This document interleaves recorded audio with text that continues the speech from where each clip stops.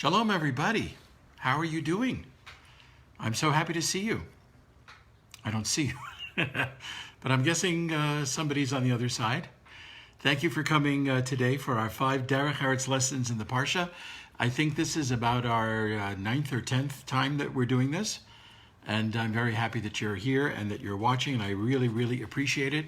I appreciate all the many, many comments that I receive. And I hope to get back to everybody. I think I do. If I've missed you, then stop listening. Anyway, today we're going to talk about the portion of Korach, and that is the portion that's read here in Israel.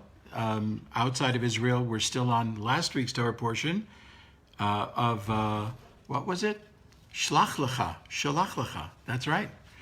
Anyway, I wanted to dedicate today's learning to the Refuah Shlema, the complete and speedy recovery of a young teenager, Avigdor Chai Avraham ben Rachel Leah.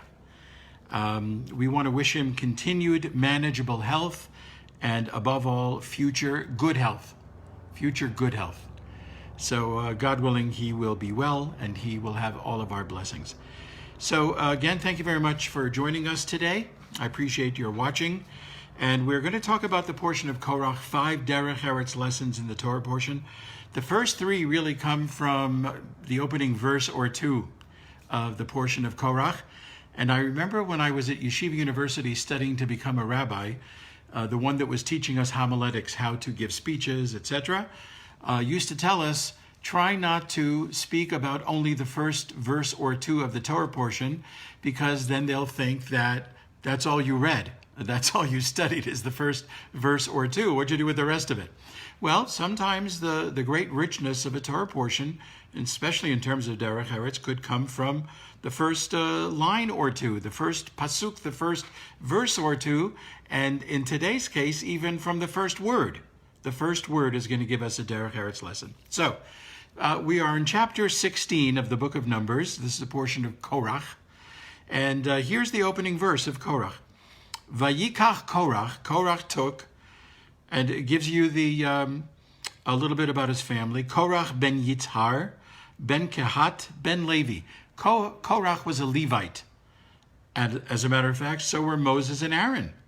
And their sister Miriam was the daughter of a Levite. So Vayikach Korach, and he took. Who did he take? Datan ve'Aviram. If you remember the great movie, The 10 Commandments, this was Dathan. I forget who they were called in the movie. These were the Tzabrachan of people. They were always complaining about everything. Edward G. Robinson, or is it Edgar G. Robinson? And one other. They were like the Fakrum Tapanim of the crowd, if you remember. So Korach, a Levite, took Datan and Aviram, who are the sons of Eliav, and also On ben Pelet, who is from the tribe of Reuven. So, isn't that exciting so far? Yes, I can see everybody is cheering with pom-poms. What a great opening. Vayikach Korach. So the word Vayikach means, in Hebrew, he took. Korach took. Korach took. He took the following people. We don't know the purpose yet, but he took the following people. And as Rashi, the great commentary, says, he separated himself along with the others mentioned.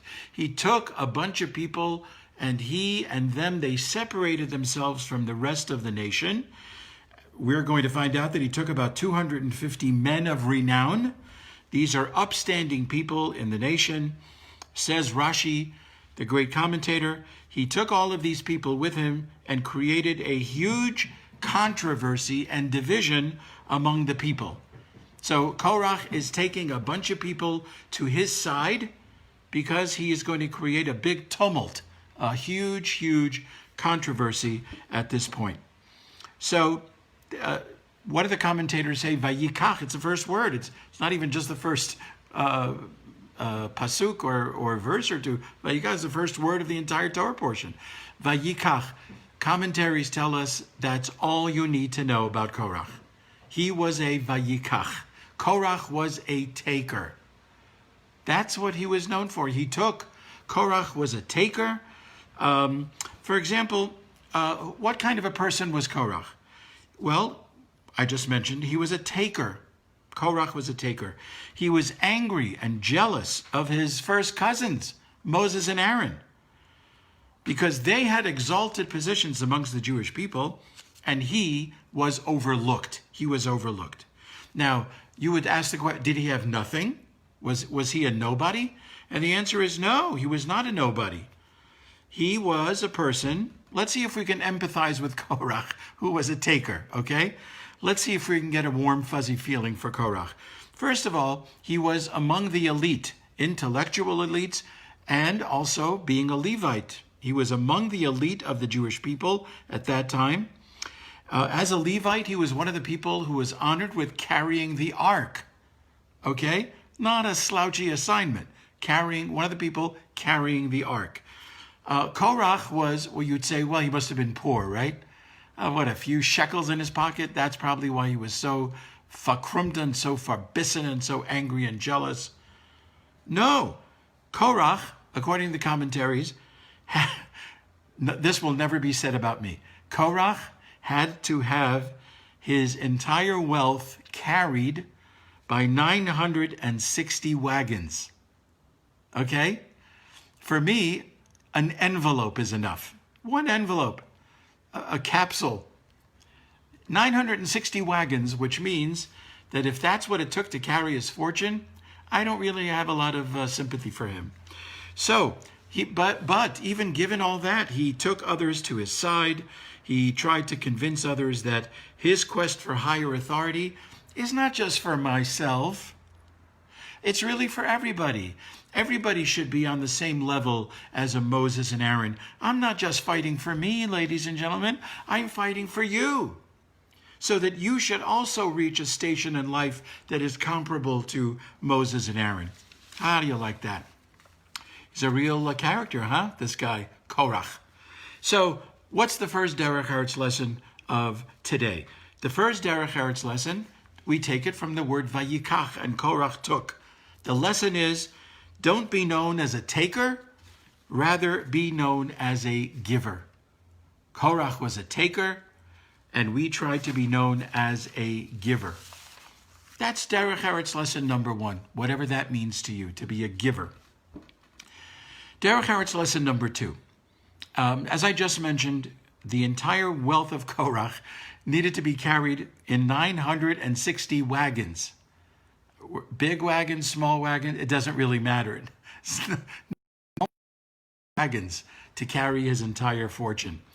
And again, he was one of the elite. As a first cousin to Moses and Aaron, we have to imagine that he had the ears of influence and power, authority.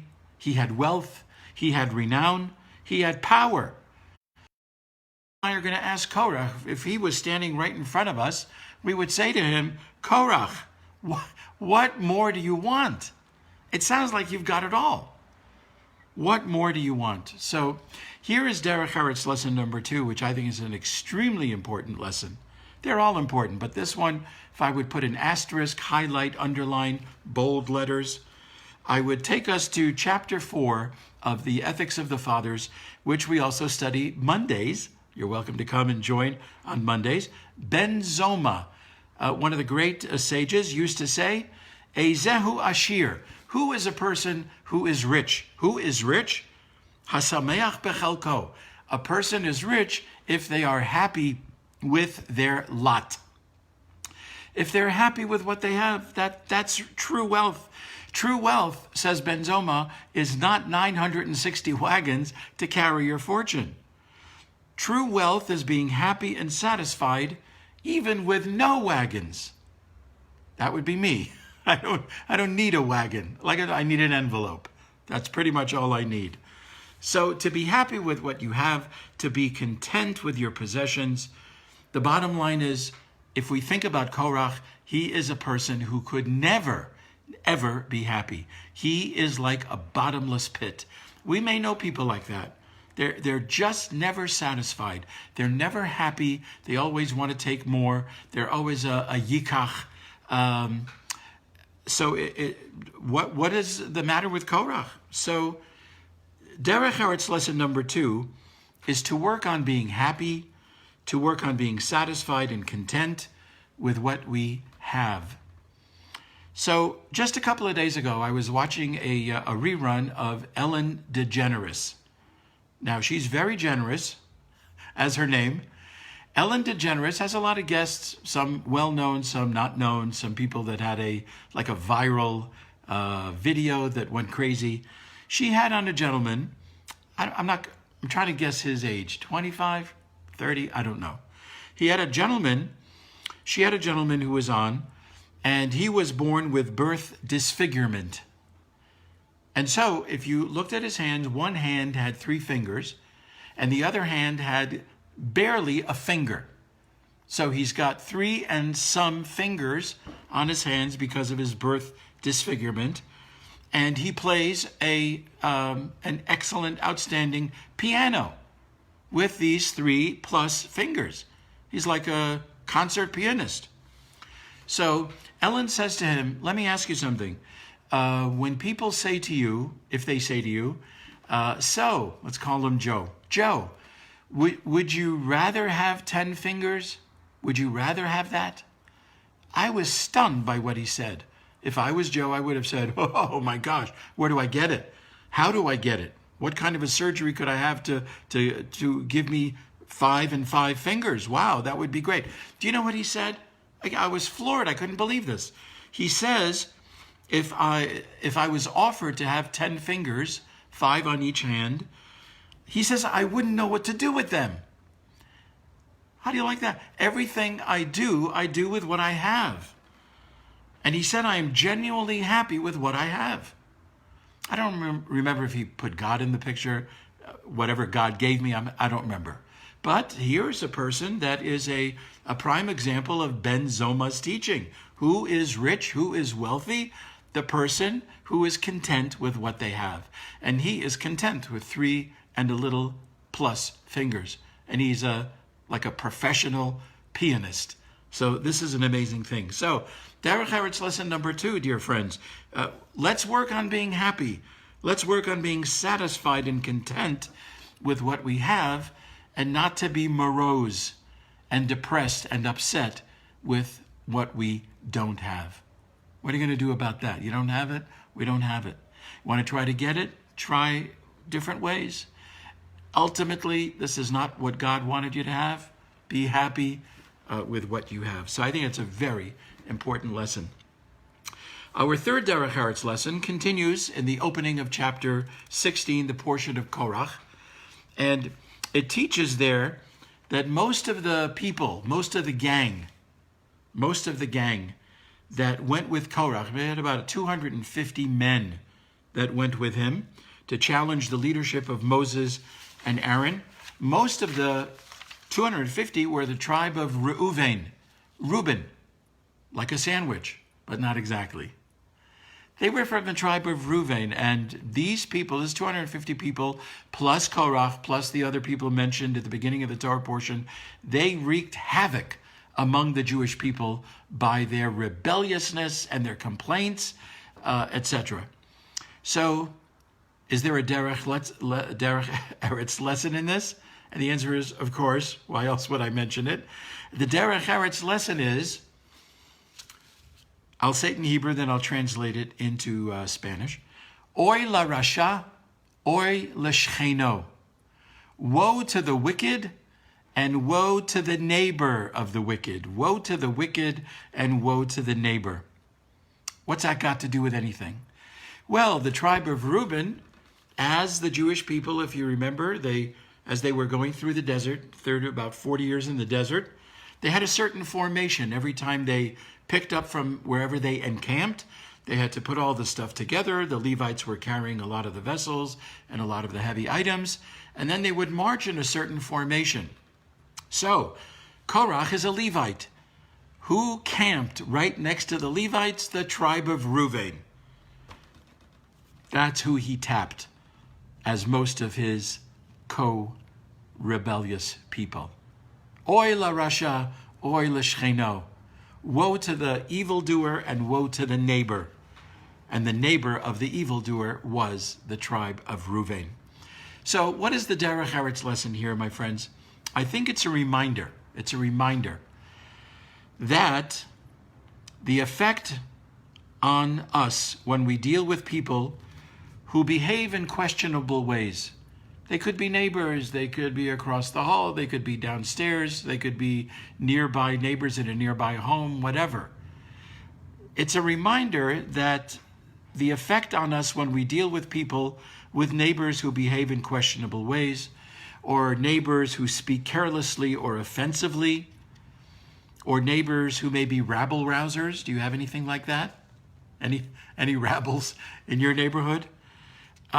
We have to be careful of neighbors who create trouble, create problems in the neighborhood, neighbors who step on societal norms, neighbors who cheat or steal. Do you have neighbors like that? There are many teachings in Judaism about how to be a good neighbor and what would be a bad neighbor. And a bad neighbor is somebody who does not have good values, and they exhibit them again and again. So you would say, well, it's got nothing to do with me. It's my next door neighbor. They're 2 houses down. What's that got to do with me? And the answer is, the Jewish teaching is that will seep, those bad traits will seep into the neighborhood. So you'd say to me, wow, if once I find out I've got some not very good neighbors, is that a good reason to pick up and leave? Should I move somewhere else? I can't make that decision for you. I can only tell you that a very profound Jewish teaching, as I mentioned before, oy larasha, oy l'shcheno, woe to the evildoer and woe to the neighbors of the evildoer. Can you perhaps change your neighbor? Can you say, I've noticed this and that? Maybe you can. Hard to know. Some people are easier to change. Some people are very hard to change. Here's a hint. Korach was impossible to change. Datan and Aviram, his cohorts, impossible to change. But some people are easier than others to change. But I think what the teaching is very, very important. You can be influenced by those who are near you, not just in your home, but the neighbor in the back and the neighbor on the side. Better to have good neighbors, good quality givers, not takers, people with good values, good Jewish values, or if they're not Jewish, good humane values. I think it's a very, very important lesson that just highlights for us how important it is where we are living and amongst who or whom we are living. Here is Derech Eretz lesson number 4. Korach wanted higher office for himself. That seems to be the basic complaint that he had. He was overlooked. He expected his first cousins, Moses and Aaron, are like the top echelon. And who is he? Who is he? He's a nobody. But we found out a few minutes ago, he's not such a big nobody. He's got a lot of wealth. He has a lot of power. He's got a lot of intellect. He has a lot of prestige. He has the ear of the leadership of the Jewish nation at that time. He's not a nobody. He's a man of renown. He's a man noteworthy.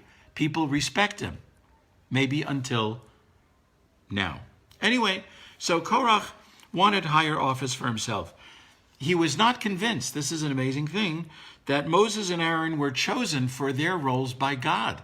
He thought that they just grabbed power. And that's why he took 250 merry men and tried to contest that power.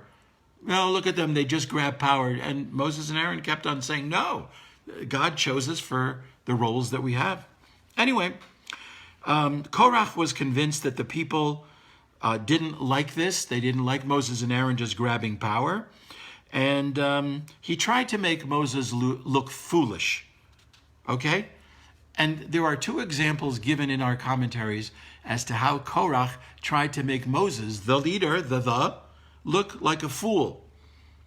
So he goes over to Moses and he says to Moses, we know that a mezuzah parchment, what we put on the doorposts of our front door and throughout the doors of our home.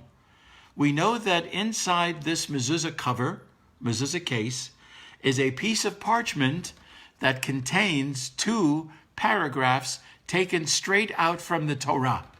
That's what we put on the doorpost. So he says to Moses, let me ask you a question.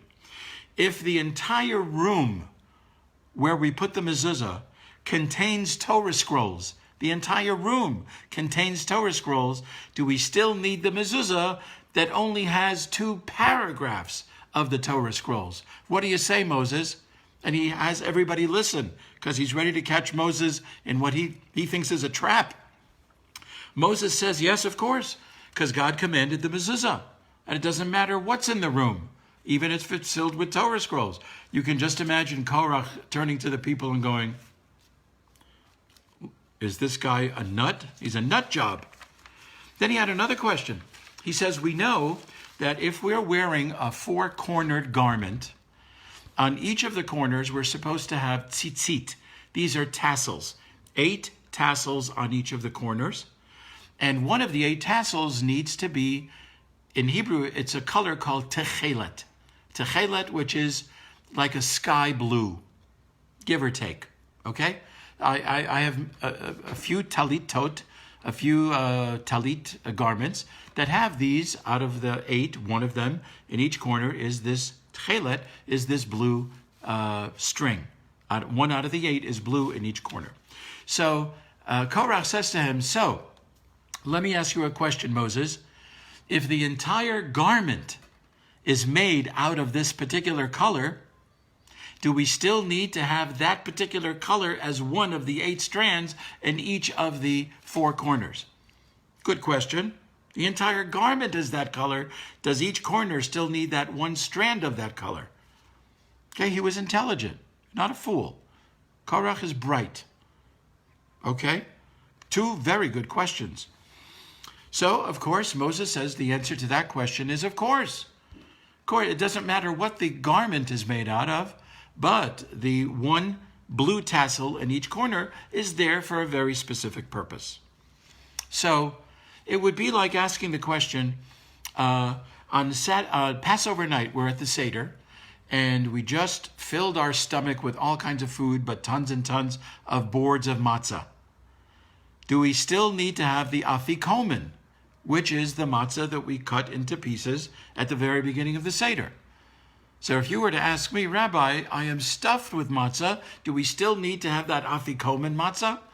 And what is the answer? Of course, because the afikomen matzah has nothing to do with the matzah that we just ate. It's a whole separate idea. And that's what Moses said. That mezuzah parchment is a whole separate idea, no matter what's in the room. The 1 blue tassel on each corner is a separate idea, no matter what the color of the garment is. It doesn't matter.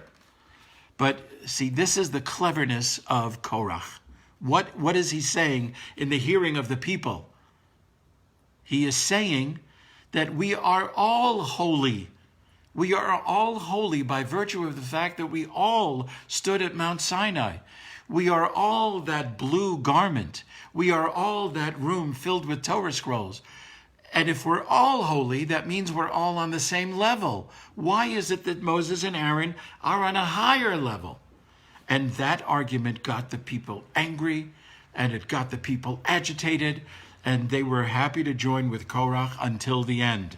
And boy, what an end that was. And we'll talk about it right before we finish.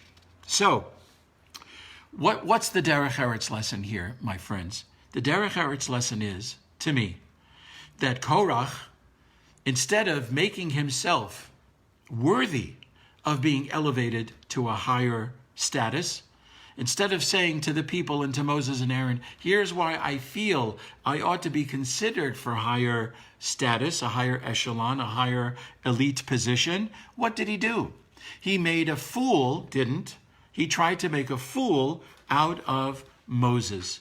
He tried to insult him. He tried to berate him. But if you want something prestigious, respected, prominent, here's the Derech Eretz lesson. Don't put others down. Rather, elevate yourself. Elevate yourself and don't put others down. I say this because here in Israel, we just had 3 elections. It's an eye roller. 3 in less than a year. In America, elections are coming up in November.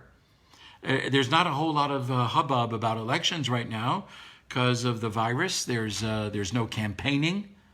If there is, there's very little. It's kind of under the radar. We hardly hear about it. But if we were to be in America in full campaign swing, what would be swung? Mud, insults, rancor, all that kind of stuff would be flung everywhere. So this is, I think, a very important lesson as well. Derech Eretz lesson number 4.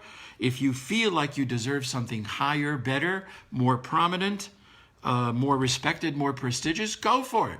Go for it. But to get there, better to puff yourself up, better to inflate why you are worthy of that elevation and not put others down and not insult others and not soil others while you're trying to rise. I think it's a very contemporary, important Derech Eretz message. Dear friends, we're ready for Derech Eretz lesson number 5. I think we're doing good with the timing, and I so appreciate, again, all of those who are here and still watching, and I really appreciate your comments, which are scrolling in front of me, and it's hard for me to pay attention to that and to what I'm teaching at the same time. But God willing, when we're done, I'm happy to respond to all of you in a matter of not too long. Derech Eretz lesson number 5 has to do with the heart of this whole story is that this rebellious crew of 250 challenges Moses. And he keeps telling them that God chose him and he didn't grab anything. But they don't believe it. They don't buy it. Because they can almost taste their potential elevation. They got a nice crowd of 250 people. It's got to mean something to Moses. So here's what Moses says. He says the next day, each of you, the 250, brings a fire pan with incense. And you will stand before God, and we'll see if any of you are chosen by God to be elevated through a heavenly burst of fire in your fire pan.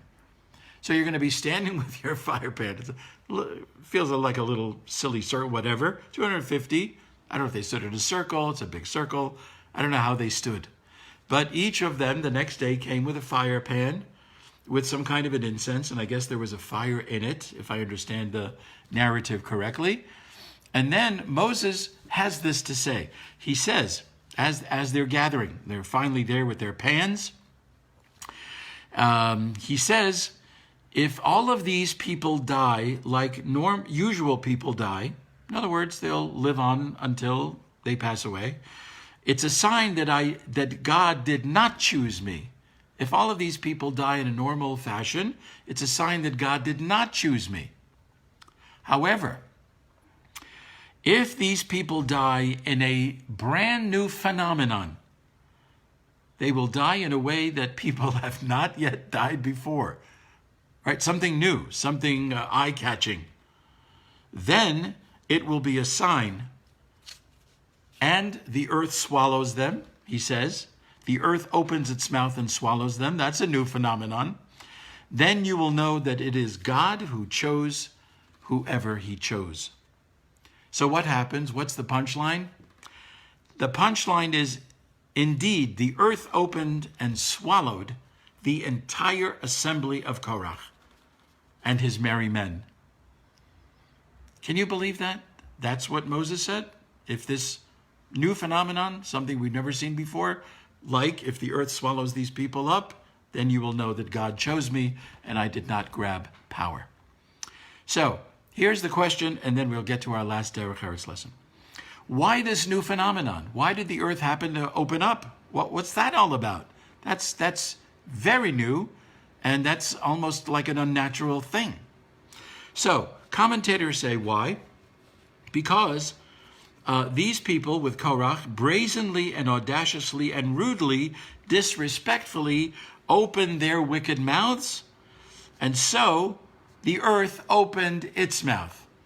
It's an example of what we call midah keneged midah, measure for measure. This is what you did, this is the punishment. It's the kind of a thing we try to do as parents. We try to make the punishment fit the crime, so to speak. Somebody did something, one of the kids did something, we try to have a corrective, nice word, a corrective that will be commensurate with what they did. Otherwise, they won't get the lesson. They won't understand what's the connection. So they open their big trap, Measure for measure, God opened the earth and swallowed them. Another reason given by the commentators, Korach wanted to be on top. That's really where he wanted to be. He wanted to be on top. Measure for measure, God puts him literally at the bottom. Nice. Kind of fits. A third reason, this is a more esoteric kind of a reason, but every time I think of it, I think this has really got a lot of truth to it. The third reason given is that Korach had no opening in his character to admit that he was wrong. No opening.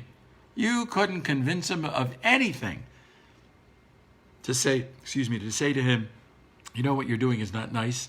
It's not a nice way to deal with your cousins. It's not a nice thing. So one of the commentaries says Korach had no opening in his character to admit that he was wrong, and so the earth swallowed him and his life. I get to Derech's lesson. I see that there's like a little pausing here in the video, for which I apologize. Not sure what I can do with it. What's the Derech Eretz lesson of all of this? That Korach had ample time to reflect, to sense that maybe he had gone too far, to admit the error of his ways, but he did not do so. And he died being wrong, and he died being stubborn. So, what's the Derech Eretz lesson? I speak to all of us. Let's not be so immovable and stubborn and smug to feel that we are 100% right in a debate or in an argument or in a controversy or in a quarrel. We may feel that we are 100% right and that truth, emet, is behind us, but, we're only human, we're fallible, and we have to take in the idea that maybe we're wrong. Tough admission. Maybe we're wrong. So that's the fifth Derech Eretz lesson, to try to be open when you're having a debate, a quarrel. Try to be open that your position may not necessarily be open and shut. Tough on the ego, but it's the right thing to do. Dear friends, I so appreciate your being here today. I appreciate the many, many comments that I've been seeing scrolling. Thank you for being here. I wish all of you safety, good health, and God willing, we'll continue to be joining on Mondays and Wednesdays. Mondays, Pirkei Avot, Ethics of the Fathers. Wednesdays, 5 Derech Eretz lessons in the Torah portion. Thank you again for being here. Really, really enjoyed it. I hope you enjoyed it. And I hope a lot of these lessons give you food for thought during the rest of the week and the rest of the many, many days ahead.